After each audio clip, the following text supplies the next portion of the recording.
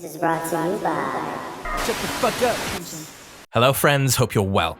I'm excited to announce a collaboration with the visionaries at Arcade Press and Arkhaives at Midnight. First up is a look at the design DNA of Gigas. Enjoy.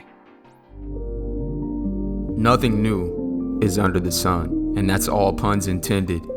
Just like the Mayans were heavily associated with hooping back in the ancient times, well, look at the Olmecs. Before there was an AI, there was a ancient AI, rubber bands, braids, tribal tats, all that. James Naismith didn't actually invent basketball, but he remixed it. Just like Namco remixed Gigas, or should I say Bane, since he was the predecessor. The Gigas design was around before Tekken even existed. This is the evolution of design. It's all about adding to the original foundation that came before the new one, the quote-unquote new one. Fighting game fans were in for a treat when the characters for Tekken 7 were released. Familiar faces had returned along with some new ones. What caught fans off guard, however, was the massive robotic monster that looked completely left field from anything else that we have seen previously in the likes of Tekken beforehand. Gigas was massive, had a bold color palette in red, and he was only known as Gigas. This character, at face value, seemingly came out of nowhere, and at the time, he seemed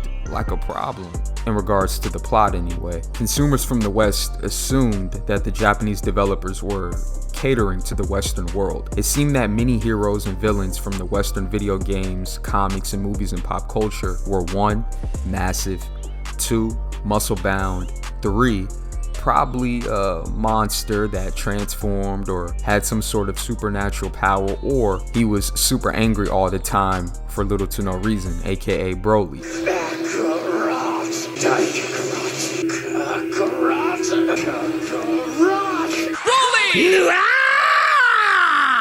It didn't take long for people to catch on. It was obvious to see the influence between Gigas and classic US designs. Hulk, Mysterious Big from the BioShock series. These are just a few characters that came to mind at the moment, but there are many others, of course. Yet, however, there was several design cues that came from a particular design. The main influence, in my opinion, was Bane, aka I was born in the darkness. Yeah. But not the one from the movie though, but the one featured in the Arkham Origins seemed to be the one that had the most influence on Gigas. There was the massive torso, large arms, and tubes connected to various major muscle groups on both characters. There was so much more to Bane than simply being a genetically enhanced monster though. When the character was introduced decades ago, he was created to be the ultimate rival to Batman, the one that broke the bat. The symbolism between those two characters are endless. Bane acted as a mirror image to Batman. We talked a lot about the story of Inanna a lot and correlating that to fighting games as well, but Bane was the quote-unquote evil twin to Batman.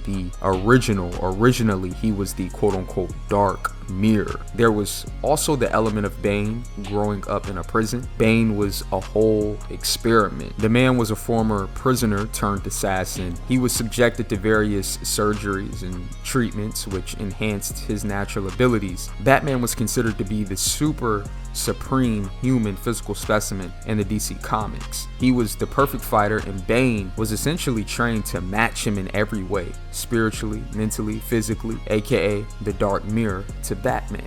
The advantage that Bane had over Batman though was a drug called Venom, which gave him a temporary increase in muscle mass, speed, dexterity. He used this to defeat Batman in hand-to-hand combat, and of course, as the story goes, he broke the Bat's back. It's one of the few times we saw the Bat have to rebuild itself. Unfortunately for Bane, however, the writers and the artists working at DC could not find a way to improve the character, so they began changing his overall purpose. The changes were easy to see, and I believe it may have been due to the fact that the team of artists working on the character designs had previously worked on Ben 10. Ben 10, for those of you that don't know, was based on a kid that could change from human into an alien host. The muscle on the new Bane was far larger ever before. His strength increased tenfold, and the ability to withstand punishment increased as well. His skin had even turned red. I mean, who is that? all fingers point to Gigas, right? The idea of a man becoming a monster was a staple in pop culture and all of storytelling, really. In some cases as well, you also had this theme of the monster being a representation of the man's mistake. Or you had men that had been in a position from birth that were brainwashed to kill, like Jet Li in Unleashed.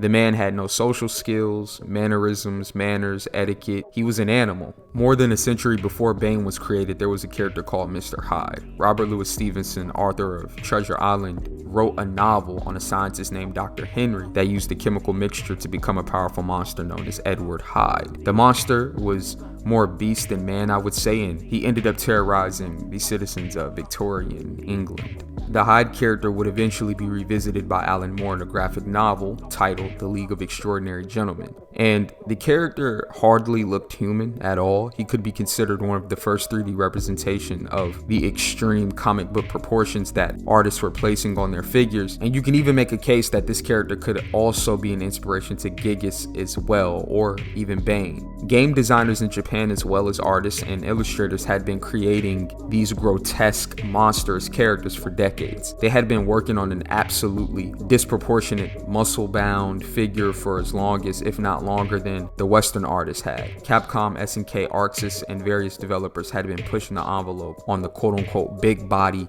archetype. To help the characters stand out, the artists often gave them large shoulders and thick arms while keeping their legs thin and heads small. This visually made many of the big body characters very memorable. The proportions featured on Gigas were not as extreme as they were on characters like Potemkin or Abubo, but they were close. You could definitely see the inspiration. What Gigas had going in his favor was the fact that he was one of the few Japanese characters designed in 3D, which allowed the exaggerated aesthetic to really flourish. Characters like Bane had been presented in 3D previously, so the audience or the consumers simply just assumed that the designers at Namco just bit the design outright. But this was far from the case, I would say. Both 2D and 3D fighting games from Japan had characters like Gigas for decades, as I mentioned earlier. If we look at monsters and demons, then that could also be the root of the big body character as well. So we could take a look at Gendara.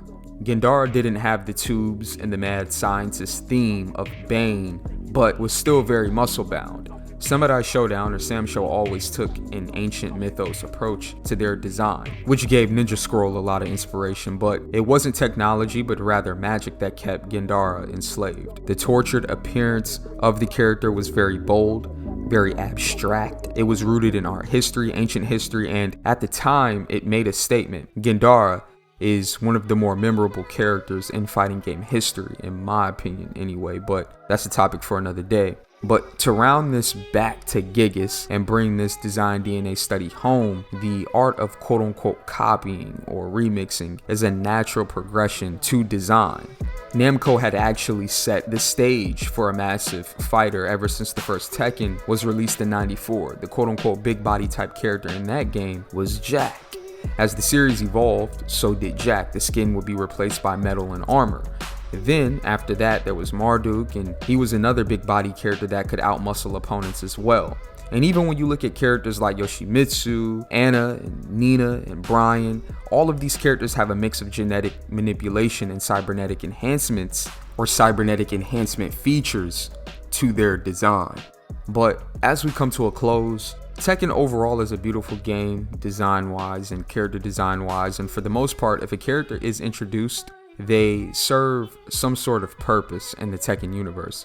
Tekken has angels, demons, and they're all fighting robots. Then there's the genetically modified assassins. Tekken knows how to really take all of the elements I mentioned in this video and remix them into the modern world.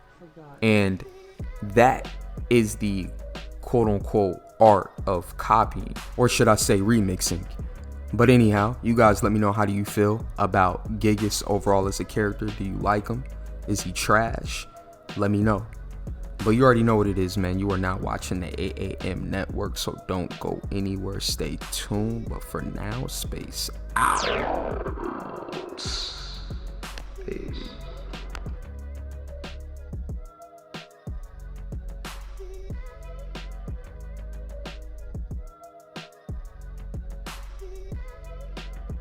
This is brought to you by Arkhaives at midnight.